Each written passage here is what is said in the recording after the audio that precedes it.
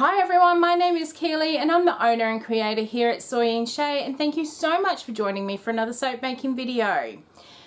A little while ago I showed in one of my videos some books that I got in from the Book Depository, and I'll leave some links down below and I'll discuss a little bit more about them further in the video.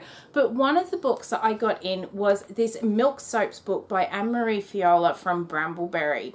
I have gone through this book front to back and it is brilliant, and it's also given me a little bit more information about milk for me as a dietary thing, because as I've mentioned in some videos, I'm actually allergic to casein, which is found in predominantly cow's milk and some other dairy, but it's opened my eyes up to a few other milks I can actually consume without being sick. So it's a really good book.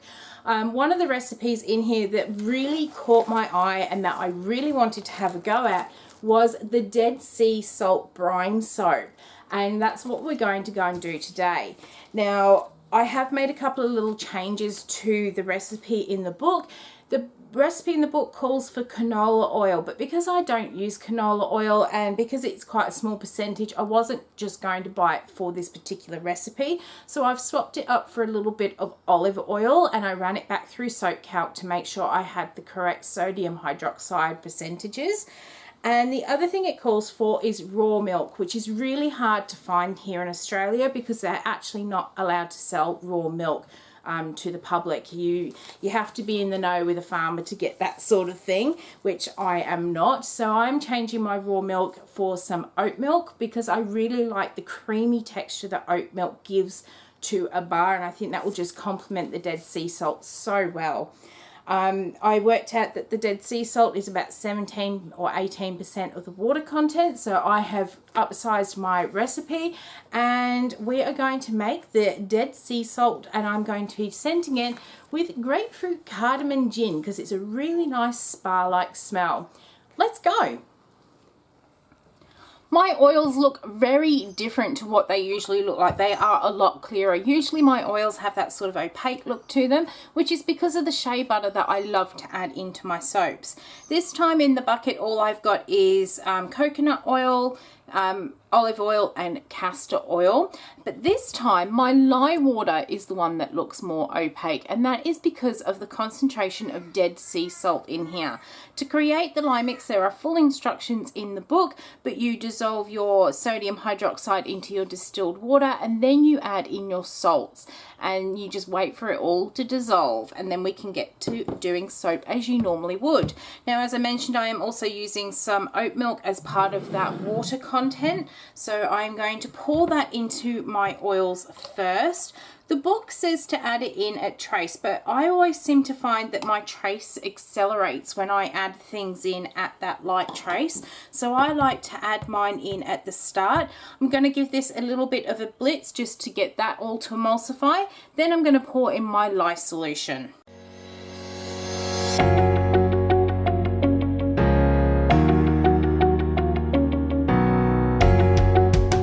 That is all I am actually going to mix this up at, because there are notes in the book that this is a fast moving recipe. I can actually feel that that is heating up already. I'm going to pour some off into this jug and also throw it all over my bench while I'm at it. Let's grab one of these other jugs that I've got around. There's one. I'm going to grab this one here. I'm going to pour some off for that color. What we're going to do is into my bigger pot, I have got some Wellington mica, so nice yellow, and that will be to represent that grapefruit. And for the cardamom color, I am using some chartreuse mica. I really like the color of this green. It's got that sort of yellow tinge to it as well. It will go, both of these colors will actually go a really funky color before coming back to some beautiful colors once it's saponified. And then into my big bucket, I am going to put the last of my titanium dioxide so we can get a nice white base. So I'm going to get these mixed in. We'll then put the fragrance oil in as well. And then I'm going to actually pour into a different mold today.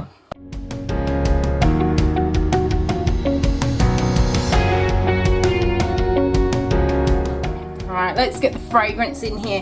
Now for those of you that actually watch my bamboo and white grapefruit video, I could have sworn that I made that soap dough that I did the bamboo with olive grove, but now I'm thinking I probably did it with that chartreuse because that is more the colour that I wanted those bamboo leaves to look like.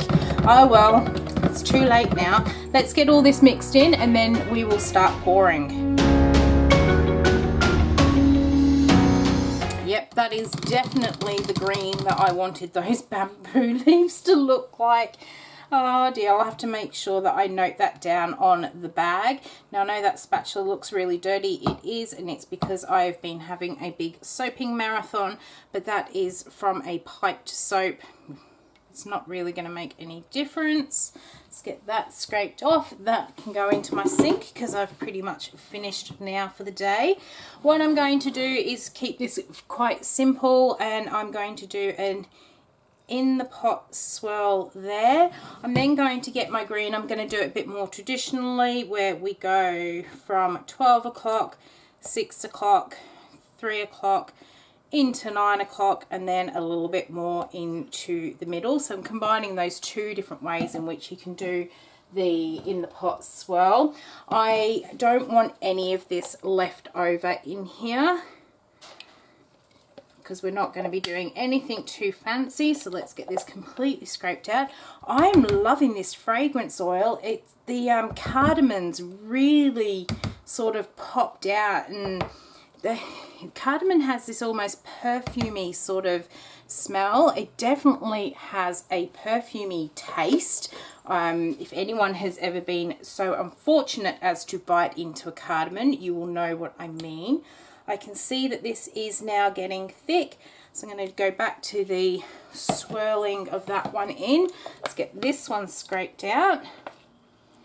And I'm not going to put my spatula in to stir that because I'm hoping we'll get some really interesting sort of look. I will actually have to try this in a bar soap and see what doing the two different styles of in the pot swirl will actually get in a bar.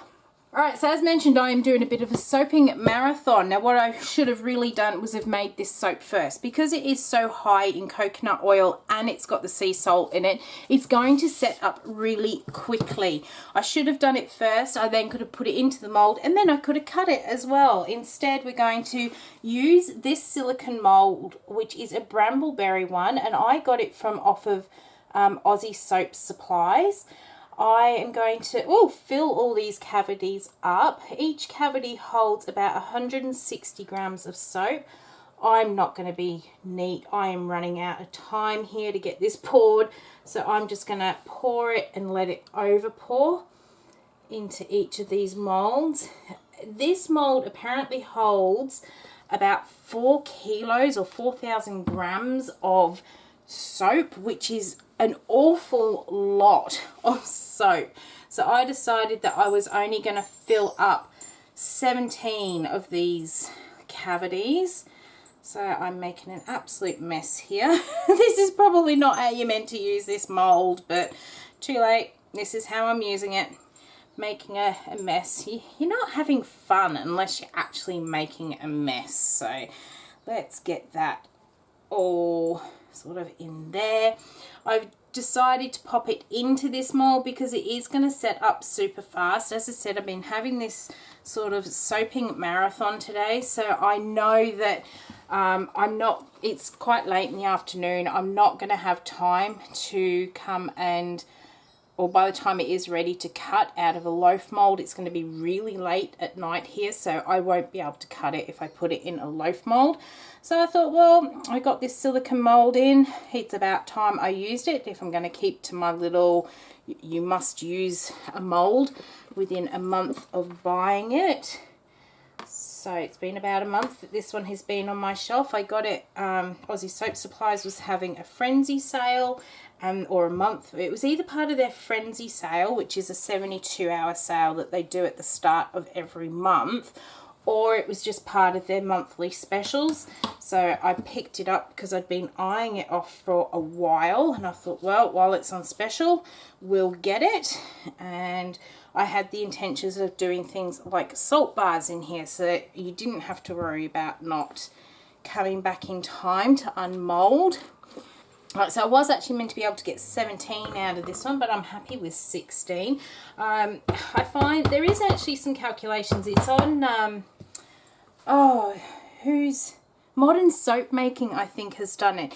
It's the formula to work out how much soap that you need, and it is all dependent upon what your sort of water discounting is. I just need to stop for 2 seconds and plug the camera in. Alright, I hope I've not missed anything there. Just looked up and noticed that the battery was almost flat on the camera, so we've just plugged it in. As I was saying, there is a great article on Modern Soap Making's website. I'll leave a link down below about how to formulate how much soap you need for your molds, and or how much oil you need to make the amount of soap for your molds.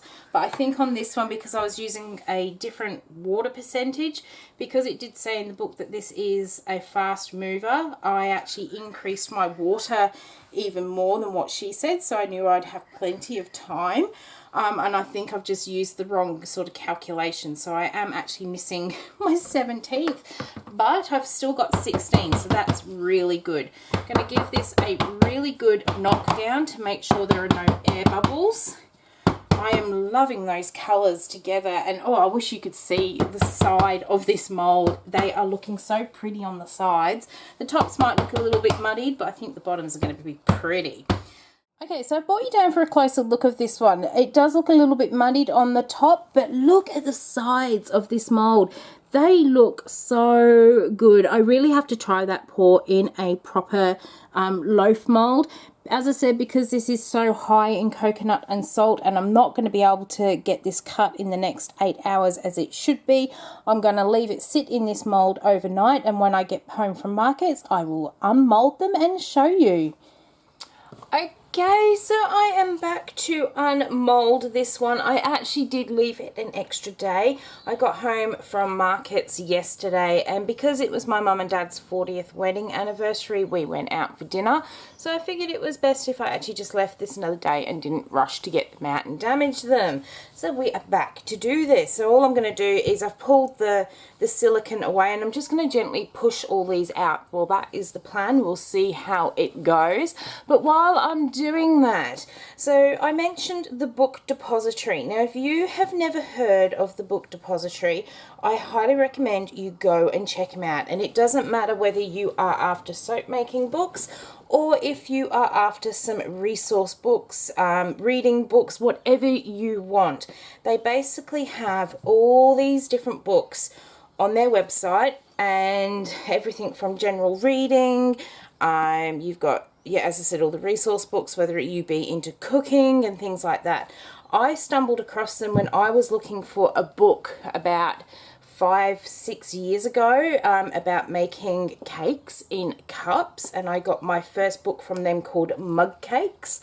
And ever since then, I have always ordered my books from them. They're usually a lot cheaper than other places, and they offer free shipping. And the most I've ever had to wait to get a book from the Book Depository is about a week and a half. That includes from the time I order it for them to pack it and to get it shipped. They are in the UK, so that's why it takes so long to get them. Look, I've got a couple of these out, so I'm going to show you. These are quite hefty bars of soap, but I am really pleased with how they are looking, and the swirls and colours in there are absolutely stunning. Definitely going to have to give this this pour that I did using those two different styles of, in the pot swirl, a go in a loaf mold to see what we get when we actually cut the bars open. But I am really liking how that has actually come together. So it is smelling really good. You definitely get that cardamom come out of this one. What I will do is I'll get my single bar cutter and I'll actually trim these down just to get rid of that sort of rough edge on the top, and we'll get a really nice square on that one. So I'm going to keep getting these ones out. Alright, so what I'm going to do is I've got my single bar cutter here. I am going to grab one of these soaps and I'm just going to trim the very end of it off just to make it a nice square shape. Just makes it look a little bit more presentable for when I pop it onto my sale table and when they get shipped as well. These are going to go and sit on the curing rack for the next 4 to 6 weeks.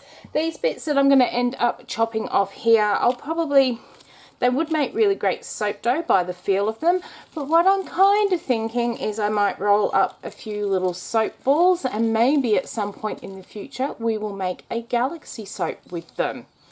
So I hope you have enjoyed watching how I make my version of the Dead Sea Salt Brine soap out of the Milk Soaps book from Ann Marie Fiola. If you did, why not leave me a thumbs up and any comments down below. If you've got any questions, I'll get back to you as soon as I possibly can. And until the weekend's video, I hope you have a great week and I'll see you then. Bye.